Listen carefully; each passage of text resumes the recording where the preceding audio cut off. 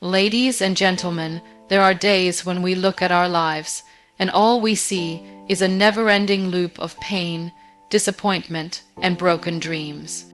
We think, this is it, this is my story, this is who I will always be.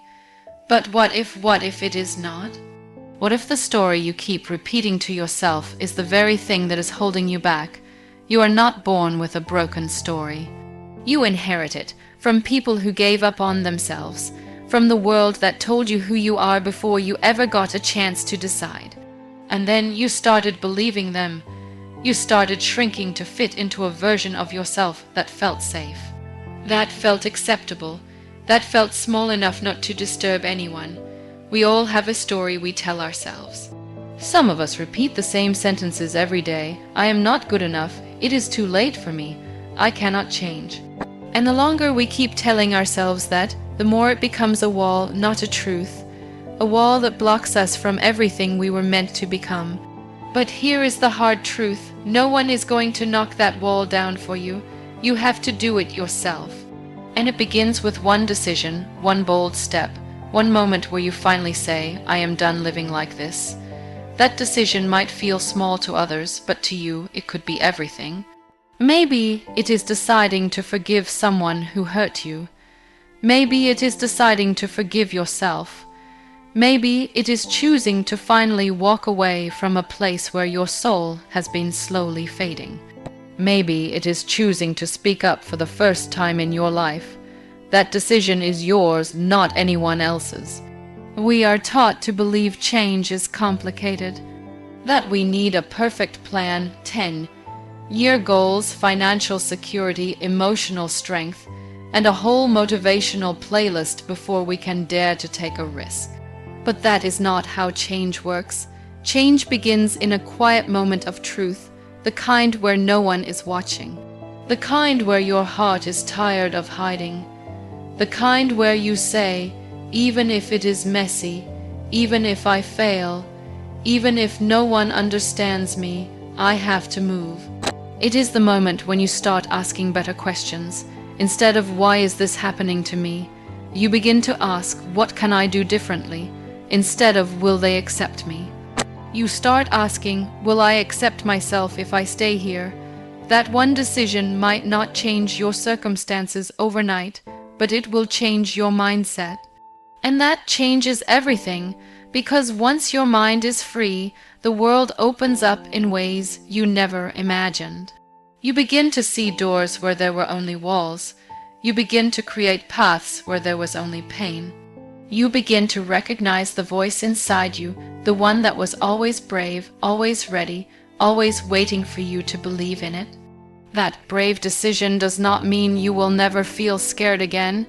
It means you have chosen to do it anyway. It means you are not waiting for the fear to disappear, you are walking with it. It means you have finally understood that your future cannot be built on the ruins of your excuses. You have to rise, you have to move, you have to begin. And yes, you will fall sometimes. Yes, you will question yourself. Yes, people will talk, but none of that matters as much as this. You tried. You refused to stay the same. You dared to believe that something else was possible. So if you are standing at a crossroads, wondering whether to stay or go, let me say this to you. The boldest thing you can do is trust that your story is not finished. You get to edit it, you get to shift the plot, you get to choose again. One bold decision, not when you are ready, but because you are worth it, can rewrite everything. Your past does not define your worth or your future. This is something we are rarely taught, especially when everything around us constantly reminds us of what we have done wrong. People remember your failures like headlines. They forget your efforts like footnotes. One mistake, one wrong turn, one missed opportunity, and suddenly the world decides you are not enough. But that is their story about you. It does not have to be yours. So many people are living under the weight of old labels. Maybe someone called you a failure and you started believing it. Maybe you were rejected once and started thinking you are not lovable. Maybe you lost something and now you think you will never win. These moments leave marks, yes, but they do not get to write your identity. Your past is a place you pass through. It is not your identity card. It is not your destiny. It is not your definition. You see, there is a difference between remembering your past and being chained to it. You can learn from what happened without dragging it into every new day like luggage filled with guilt. You can acknowledge your wrong choices without declaring yourself unworthy of good things. Growth is not pretending your pain did not happen. It is deciding it does not get to own you anymore. People change, that includes you. You are not the same person you were 5 years ago, or even 5 months ago. The version of you that failed is not the only version that exists. Maybe that version did not know better. Maybe they were hurting, maybe they were just surviving, but you, the you who is reading this now, you are choosing awareness. You are choosing reflection. You are choosing something more, that alone makes you different. It is wild how we let old pain take up new space. A single sentence someone said years ago still echoes in your mind. A moment of weakness is now a full-time identity. A past chapter is being reread so much that the new pages are blank, but none of that is truth. The truth is, you are allowed to evolve. You are allowed to outgrow your past. You are allowed to look back and say, that hurt, but I am healing. You are allowed to look forward and say, I do not know exactly where I am going, but I am not staying where I was. You cannot rewrite what happened, but you can rewrite how you carry it. You can stop punishing yourself for what you did not know. You can stop apologizing for trying to survive in a world that never handed you the map. You can stop measuring your value in the currency of your past mistakes, because your worth was never tied to your wins or your wounds. Your worth is in your being, in your trying, in your heart that still wants to love, even after everything it has been through. If anyone tries to remind you of who you used to be, just smile. They are looking at an old photograph, a version that no longer exists. Let them talk. Let them hold onto their version of your story. You do not have to explain your healing. You just have to live it. You just have to keep walking. You just have to remember that the only person who gets to decide who you are now is you. So take a breath, unpack the weight, let the past stay in the past. There is no power in punishing yourself forever. The real power is in reclaiming your today, in saying, I am more than what happened to me. I am more than who I used to be. I am more than they believed I could be. Fear is not a stop sign, it is a doorway. Most of us treat fear like a wall, something solid, something final, something that means do not enter. The moment our heart races, the moment our hands tremble, we turn around and tell ourselves, this must not be for me. But fear is not always a warning that you are in danger. Sometimes it is a signal that you are standing at the edge of something important, something real, something new. We have been taught to idolize comfort, to chase the familiar, to cling to certainty, and anything that shakes us, anything that makes us doubt ourselves, is labeled as bad. But the truth is, if you never feel fear, you are not stretching, you are not growing, you are just repeating. Fear only shows up when there is something on the other side that matters. You do not feel afraid of things that do not count. You feel afraid when your soul knows you are stepping out of an old version of yourself and into something unpredictable. You have been here before. Maybe it was when you were about to speak your truth for the first time. Maybe it was the first day of a new job. Maybe it was falling in love after heartbreak. That tightness in your chest, that voice in your head saying, what if it all goes wrong? That was fear trying to protect you, but protection is not the same as direction. Just because fear shows up does not mean you have to stop. It means you have to listen, and then choose what you do with the message. There are two kinds of fear. One keeps you alive, the kind that tells you not to touch fire, not to walk into traffic. That fear is sacred. But then there is the fear that keeps you small, the one that whispers, you are not ready, you are not worthy, you are not enough. That fear is a liar dressed in concern. It wears the voice of your past. It carries the doubts of others. It walks in the footsteps of your disappointments. And yet, we keep giving it the final word. But what if fear was not there to stop you? What if it was just a doorway you had to walk through to meet the stronger, freer, bolder version of yourself? What if the shaking hands and racing heart were just signs that you were alive, that you were in motion, that you were trying? That kind of fear is not a warning sign. It is a green light blinking quietly, waiting for you to trust yourself. Fear wants you to think you have to wait until it is gone before you can move. But it rarely disappears. It stays, it walks beside you, and you can either wait your whole life for it to leave, or you can learn how to walk anyway. Every person you look up to, every story that inspired you, it was built in the presence of fear, not in the absence of it. You can be scared and still act. You can be unsure and still try. You can be shaking and still show up.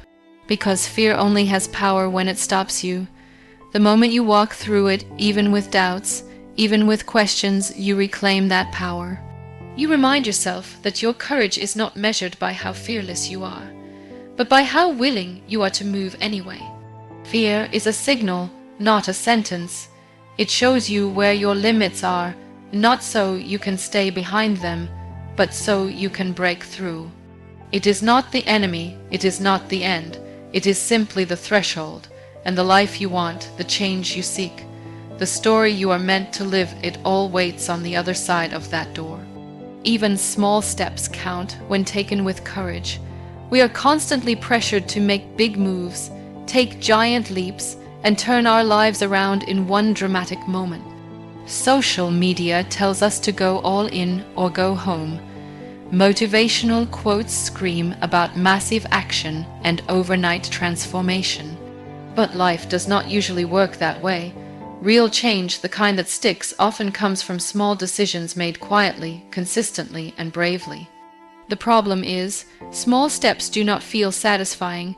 They are not impressive. They do not come with applause. No one claps when you decide to get out of bed on a hard day. No one celebrates when you choose to speak gently to yourself after messing up. But those are the steps that shape who you become. Those are the moments that count the most, because anyone can take action when everything is perfect. It is what you do when life is messy, when you are tired, when you feel like giving up, that is what builds your future. We often underestimate the power of little choices, choosing to walk instead of quitting, choosing to show up to that meeting even when you are anxious, choosing to make one healthy meal, choosing to read one chapter, choosing to say no to something that drains you. These moments seem small, but they are not. They are votes for the person you are becoming.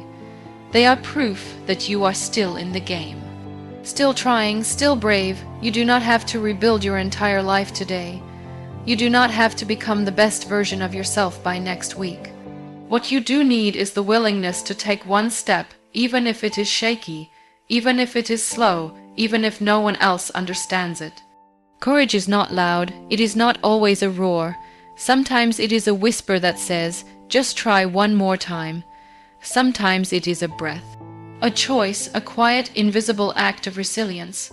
There is so much pressure to have it all together. But healing, growing, becoming, these are not linear processes. They are not glamorous. They are not loud. They are made of moments when you choose to keep going, even when nothing seems to be changing. It is washing the dishes when you feel overwhelmed. It is texting a friend when you want to isolate.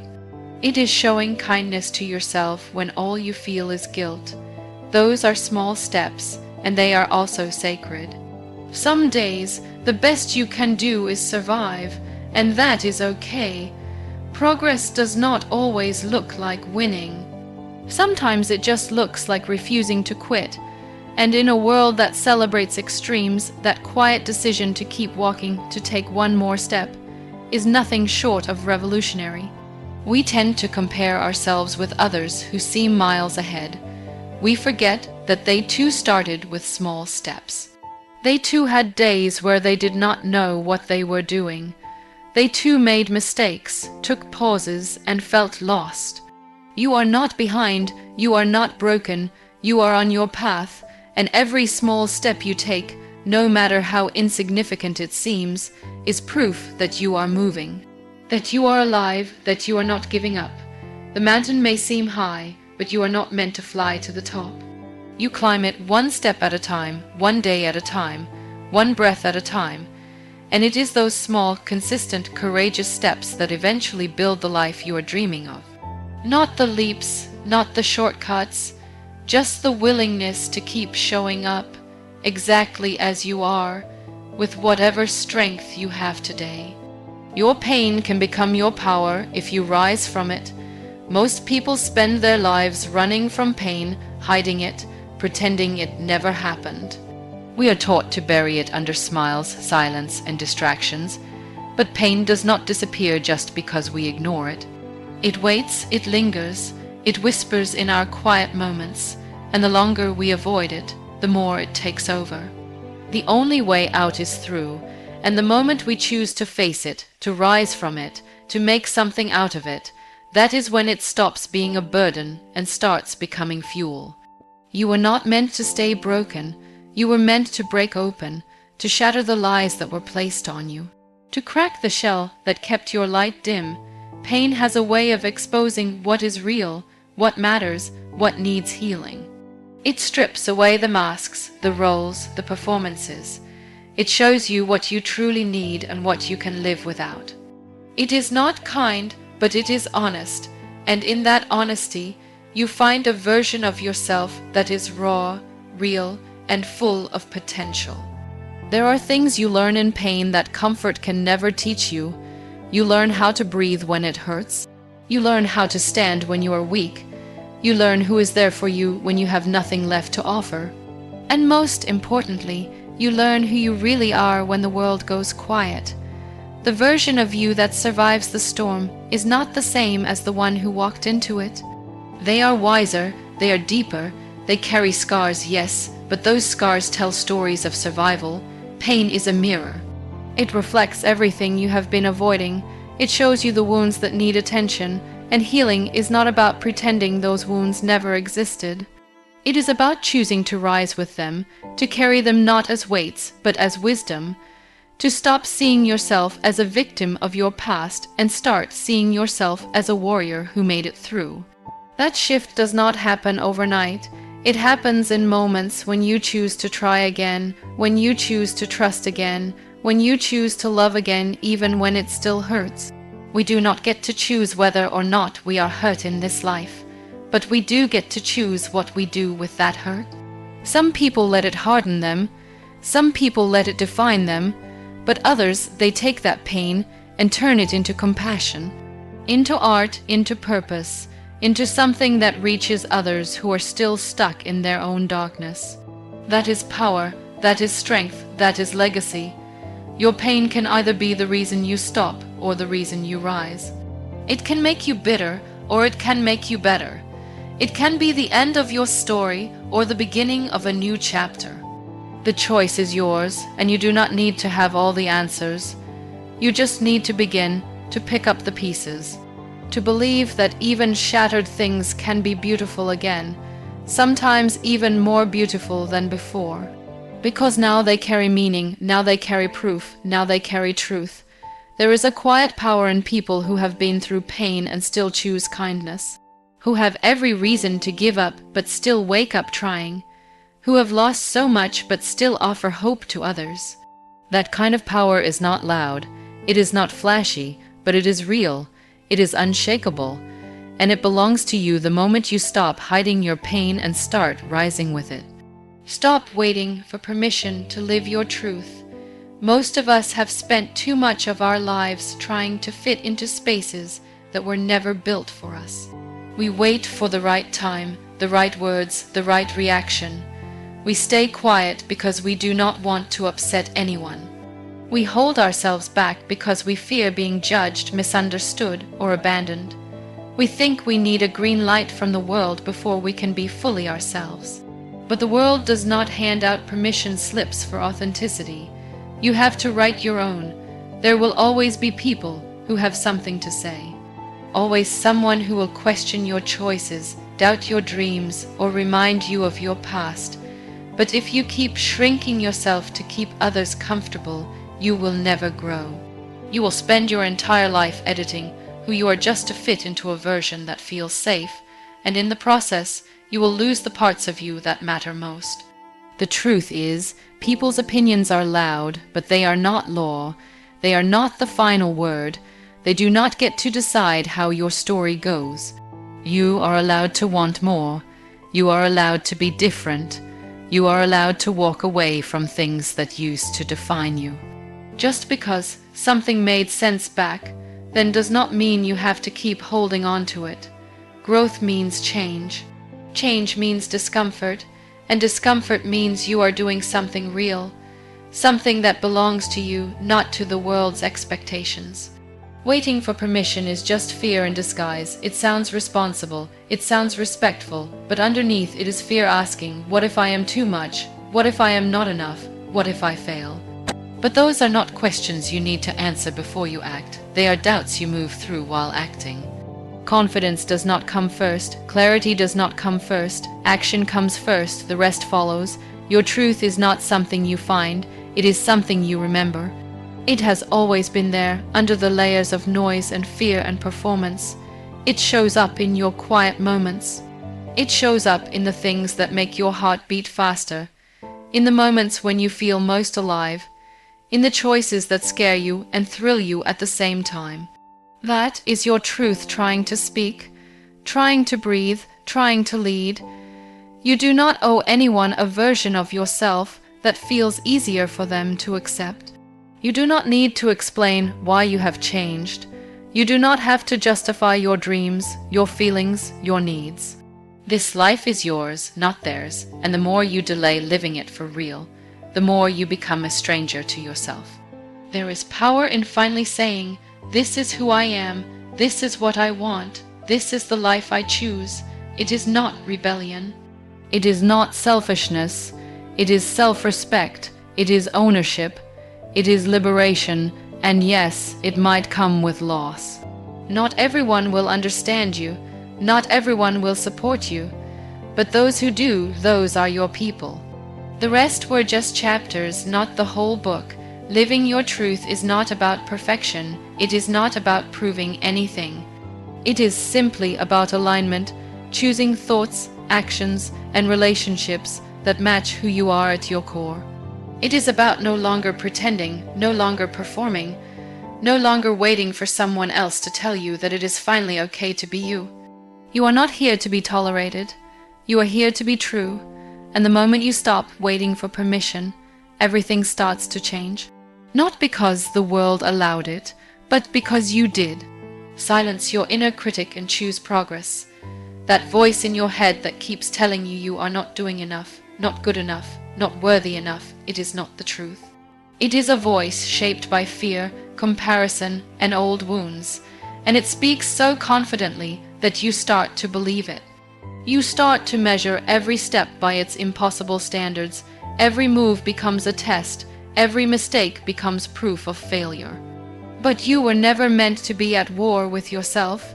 You were meant to grow, not to constantly tear yourself down. The inner critic is sneaky. It wears many masks. Sometimes it sounds like your own voice. Sometimes it echoes the words of people who doubted you years ago. Sometimes it disguises itself as motivation, telling you to do better while secretly making you feel like you are never enough. And because it is always there, always whispering, you start to confuse it with your identity. But it is not you. It is only a pattern, a learned behavior, not a life sentence. Progress does not come from perfection. It comes from repetition, from falling down and standing back up. But when your inner critic is loud, you do not allow yourself the space to grow. You hesitate, you overthink, you punish yourself for not getting it right the first time, and in that cycle of self-judgment, you lose momentum. You stop celebrating your small wins. You stop noticing how far you have come. You become so focused on what is missing that you forget to honor what already exists. The truth is, progress is not about speed. It is about direction. It is about choosing to keep going, even when you feel stuck. It is about taking the next step, even when it feels insignificant. You silence the inner critic by acting anyway, not by arguing with it, not by waiting for it to go away, but by refusing to let it hold the pen that writes your story. You show it that you are not interested in being perfect, only in being real. You show it that trying, failing, learning, and continuing is more powerful than sitting still and doubting yourself forever. And yes, you will still hear the critic, especially when you are doing something new, something vulnerable, something bold. But every time you move anyway, its voice loses a little strength. Every time you choose progress over perfection, you build a little more trust in yourself. And eventually, that trust becomes louder than the critic. Eventually, you start to believe in your own resilience, not just your flaws. Choosing progress also means choosing grace. It means saying, I did not get everything done today, but I tried. It means allowing yourself space to grow without expecting yourself to bloom overnight. It means giving yourself credit for effort, not just outcomes. That kind of mindset creates freedom. It allows creativity. It allows healing. It allows you to be human. You do not need to be harsh to be driven. You do not need to criticize yourself to stay focused. You need patience. You need persistence. You need kindness, not just toward others, but toward yourself, because the way you speak to yourself in your quiet moments matters more than any applause from the world. That voice becomes your home, and you deserve to live in a place that is safe, strong, and encouraging. So when the inner critic shows up, let it speak, then move anyway. Let it whisper, then act louder. Let it doubt, then choose progress. Progress is not a straight line. It is not always beautiful, but it is yours. And it begins every time you choose growth over judgment. Every time you say, I may not be perfect, but I am still moving. I am still becoming. I am still enough. The bold life begins where excuses end. We all have reasons for why we stay where we are. Some of them sound valid. Some of them are real. Time, money, people, past failures, fear of rejection, not feeling ready. These are the bricks we use to build the wall around our potential. We keep stacking them day after day, convincing ourselves that we will take action later, when things are clearer, safer, more stable. But that later becomes never, and those bricks become a prison. The truth is, the bold life is never built on perfect conditions. It is built on courage that dares to move despite them. Excuses are comforting. They give us a way to avoid risk without feeling guilty. They allow us to tell ourselves, it's not that I failed, it's just that I couldn't try. But deep down, you know that is not enough. Deep down, something inside you wants more, wants movement, wants expression, wants to feel alive, and that feeling will keep knocking until you either answer it or numb it completely. The bold life requires answering it, even when it makes no sense to the people around you. The hardest part about letting go of excuses is admitting that they are not always about the world, but about our own fears. Because if we drop the excuse, then we have to show up, we have to own our choices, we have to take responsibility for our next move. And that is terrifying, because responsibility means you are no longer hidden. You are seen, you are exposed. You are vulnerable, but that is also where the power is. That is where life begins to shift. A bold life is not necessarily a loud one. It is not about being reckless or fearless. It is about making intentional choices, choices that align with your deepest values, even if they scare you. It is about being honest with yourself, about naming the excuse for what it is, a delay tactic, a fear mask, a wall that looks like protection, but really just keeps you small. You are not here to live in loops. You are not here to keep repeating the same year over and over again. You are here to create, to contribute, to grow. But none of that can happen if you keep waiting for the perfect moment. The bold moment is the imperfect one, the one where you decide to act anyway, with what you have from where you are. That moment might not feel like much, but it becomes the turning point. It becomes the day you stop making excuses and start building momentum. Letting go of excuses does not mean pretending that the obstacles do not exist. It means choosing to rise in the middle of them. It means finding a way. It means becoming the person who says, yes, this is hard. Yes, this is uncertain. But I will not let that be the end of my story. That shift from waiting to owning is the beginning of boldness, and once you taste it, you cannot go back. Because it feels like freedom. It feels like truth. It feels like finally becoming the version of you that you kept postponing. Every day gives you the chance to make that choice, to stop rehearsing reasons and start living results, to stop hiding behind what went wrong and start creating what could go right. The bold life does not come from having fewer challenges. It comes from having fewer excuses. It comes from the decision to move forward, not because everything is ready, but because you are tired of being stuck. It comes when you realize the only thing more exhausting than failing is never trying, and when that moment comes, the excuses lose their power, because they are no match for a soul that has finally decided to begin.